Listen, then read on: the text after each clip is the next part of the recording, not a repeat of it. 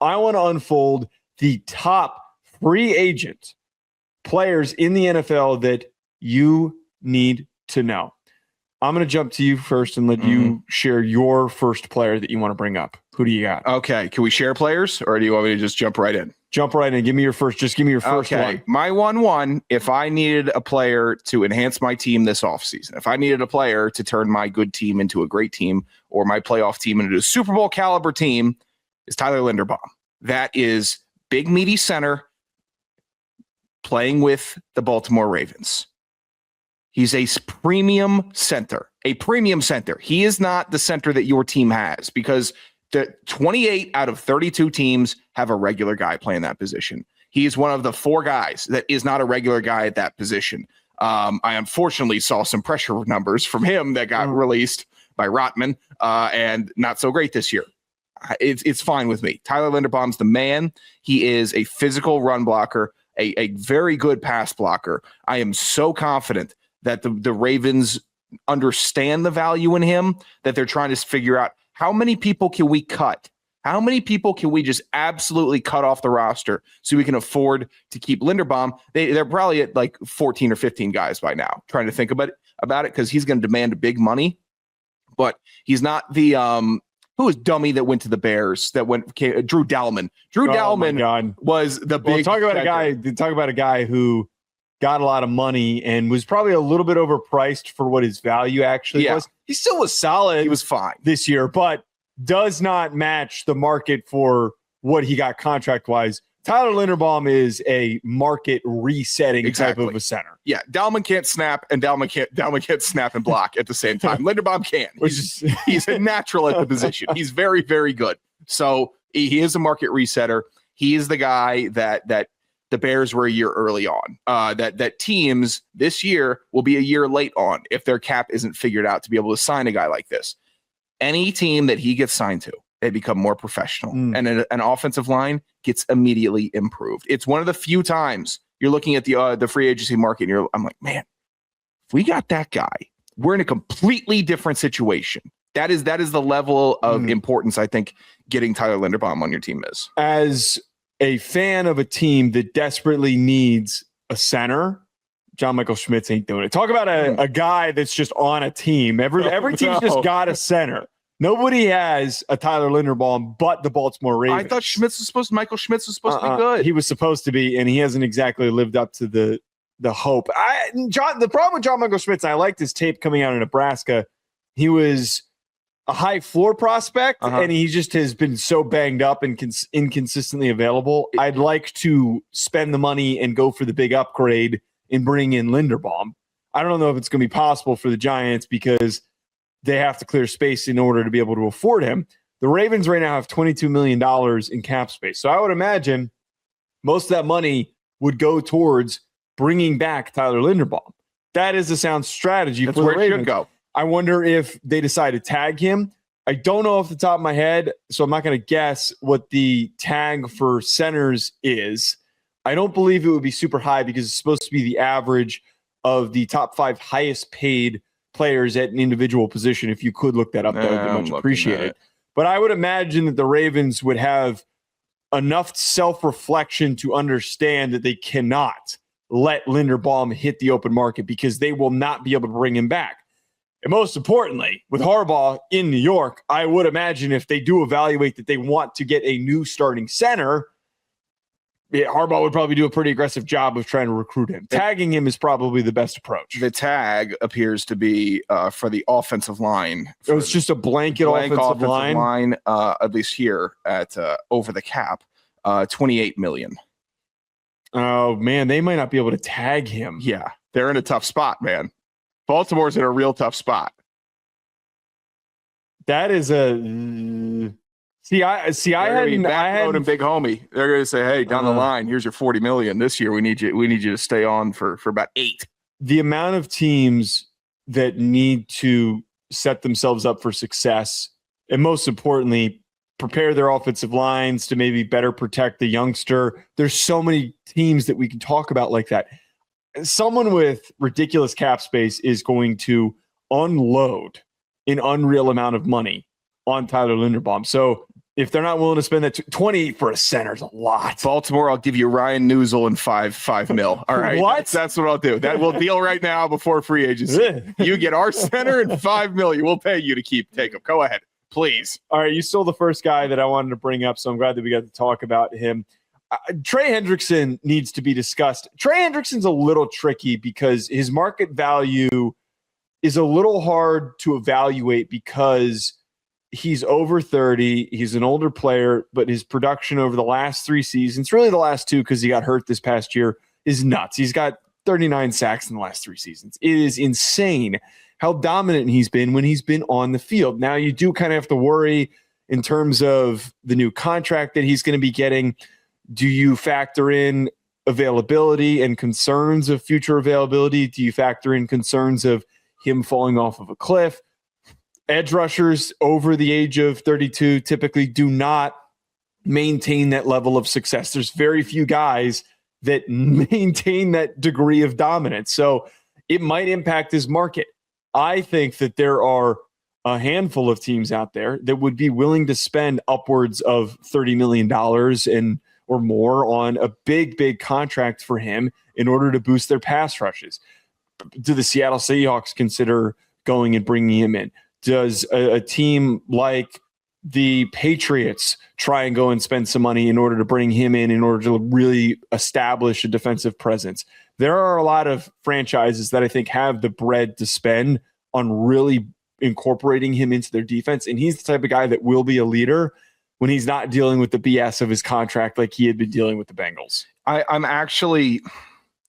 starting to get Bengals fatigue, and I'm looking at Trey Hendrickson through the Bengals lens, which somehow they're psyoping me into thinking that he's not that good and not worth all that money. And I'm starting to flip on it just because he is getting older and he's never been Mr. Explosive, and he's just made the most of his explosiveness, which is a great trait, way to be adaptable, way to be a guy that learns the league. I think that if you're one of these big money teams that was deep in the playoffs, like the Seahawks or the Patriots, I think it hurts you bringing him on because they were doing so much with young cores and they were building it out so well. I think you try to stay cheap. Hendrickson is not a break the bank guy to me, but I'll take a risk. I will take a risk. If I'm like the Commanders, I take a risk. As a fringe team that needs a guy, if I'm the Chiefs, I might take a risk. If I'm like the Jaguars, maybe I'll take a risk. So some team that's on the fringe that needs another 8 sacks, another 10 sacks, that's where I think I see him landing, opposed to, hey, just come join the super team or be the best player on our defense, which he currently is in Cincinnati. Yeah, the whole market for what he's going to be and how he's perceived is he just looked at as he's our veteran second rusher that is the final piece, or is he really looking for that gigantic payday to be recognized as one of the top pass rushers? The Bengals did him dirty. We talked about this on the last show for anyone who wants to go and check that out. The segment is also published separately on the Geek'd Up page. Who's the next guy that you want to bring up as a top free agent to know? I have to bring up Breece Hall as my next free agent to know. Breece Hall also, firstly, he's like top of the tag expectation list. Like every time the franchise tag is brought up, they're expecting it to be Breece Hall that is receiving the franchise tag from the Jets. Ridiculous decision. If he does, he's such a phenomenal running back. And similar to how I've viewed Trey Hendrickson, Breece Hall has been tainted. He has been besmirched, and that is by the uniform that he's worn and the logo on the side of his helmet being the New York Jets for his entire career. You have that happen to you, I think you're a better man for it, honestly. I think Breece Hall is a better player for showing how exceptional he can be with such a disaster of a franchise. That lets me know whenever a team wants to get serious and make a play and get a running back, they are better off. He is... I will not waver saying he's a top 10 guy and should be paid like a top 10 guy. The explosiveness is there. I love the way that he reads at the second level. He's just a really, really good running back. He stayed positive too in New York. All the time he's put in with the Jets, nasty injury, and he's stayed positive. Normally they're rotting. Normally they're vindictive and angry. These talented players that get stuck on the New York Jets, they never win a thing. They play in the slop. They play for a bunch of angry people that aren't angry at them, but they're angry at the ownership, but they still seem like they're angry at the players. Breece Hall is a guy that has overcome and persevered. Reward him. Somebody needs to reward him with a better destination where he can finally flourish as a running back and become that guy. I'm about 2 years away from saying the same thing about Bijan, by the way. That I think Breece Hall is in that same atmosphere of game-changing running back, completely changes your offense. Yeah, he's really unheralded because he's on just such an awful franchise that hasn't been competitive.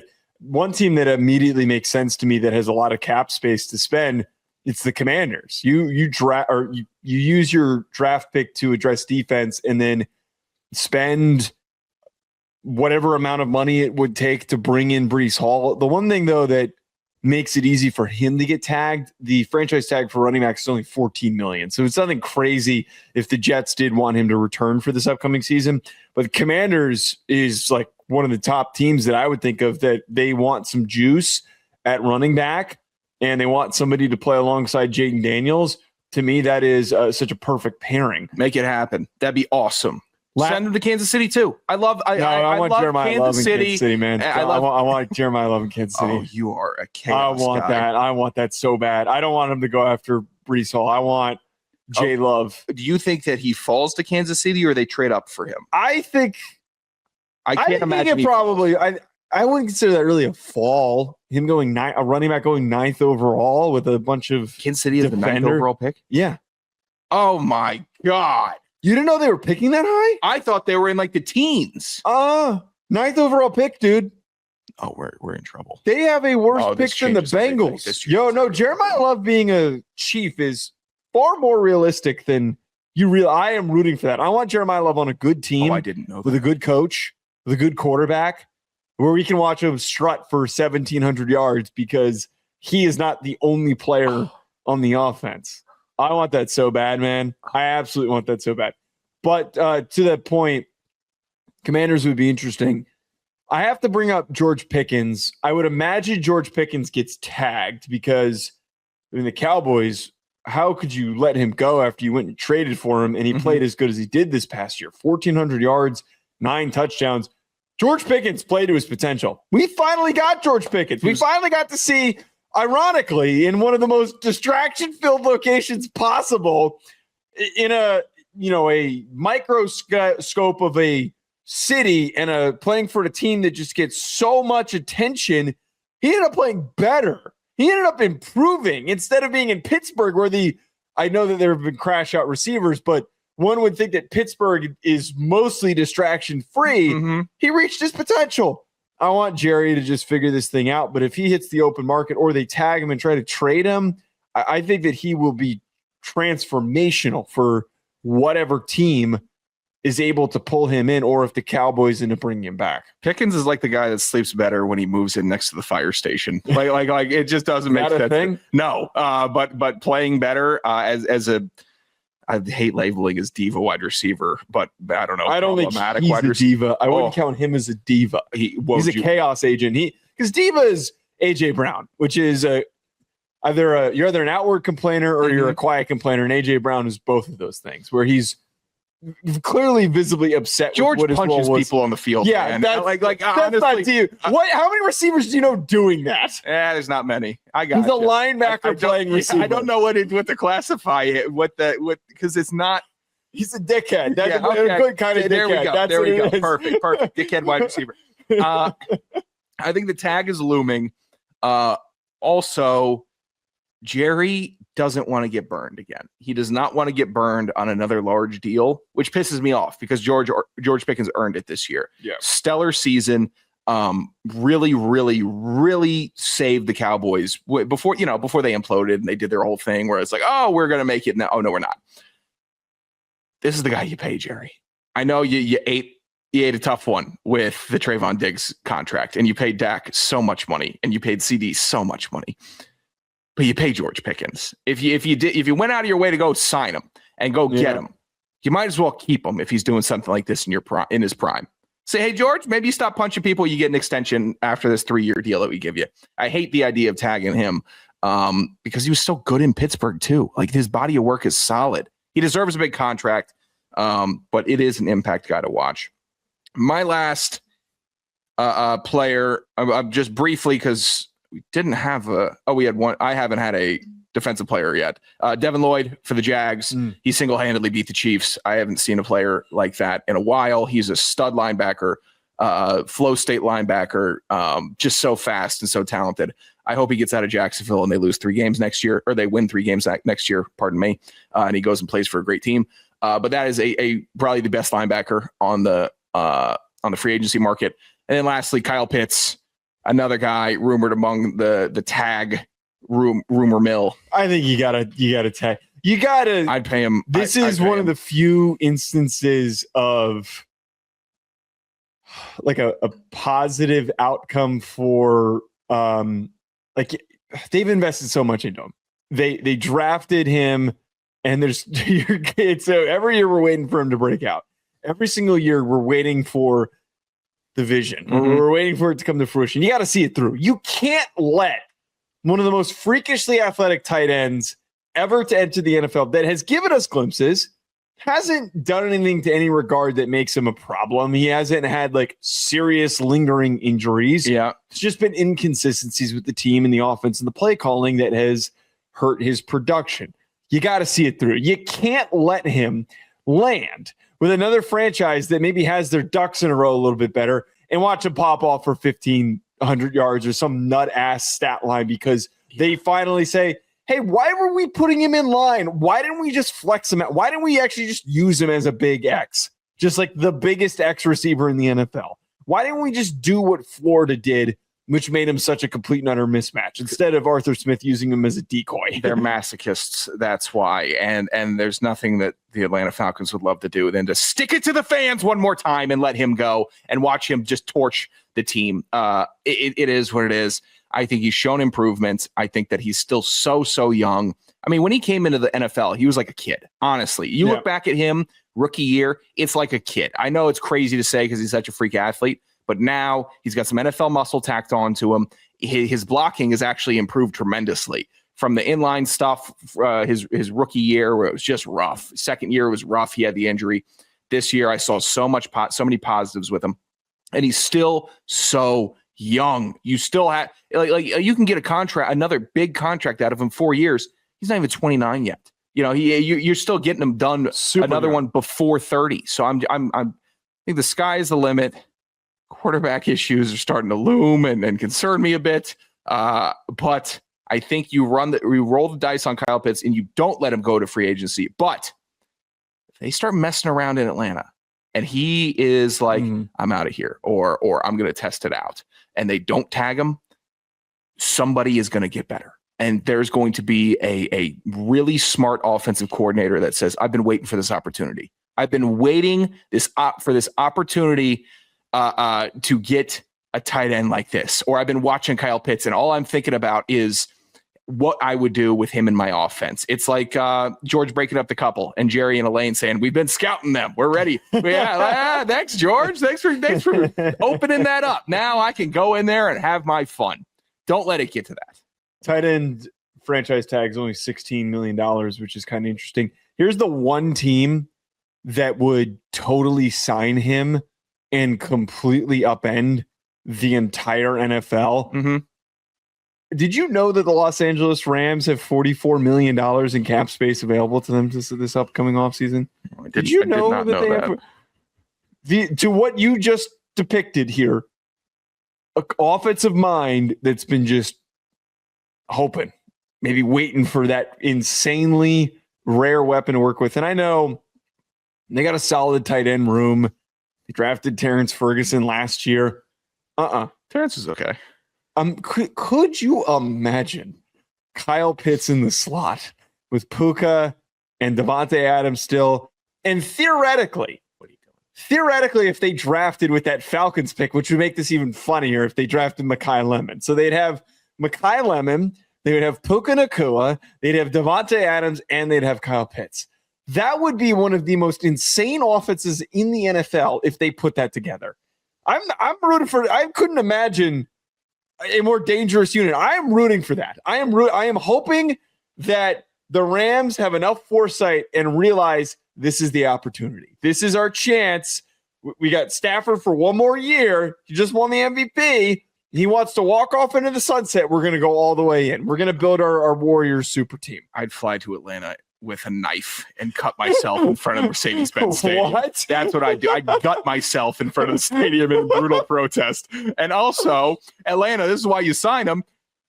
Unfortunately, it's looking like you're not going to have to pay money to one of your rookies from this past year, your impact rookies that look like a guy that was going to earn a big contract. You ain't going to have to pay James Pierce Jr. So you might as well deflect that money over to Kyle Pitts. I don't think that his contract would have been like that. Do you think that they're getting rid of him?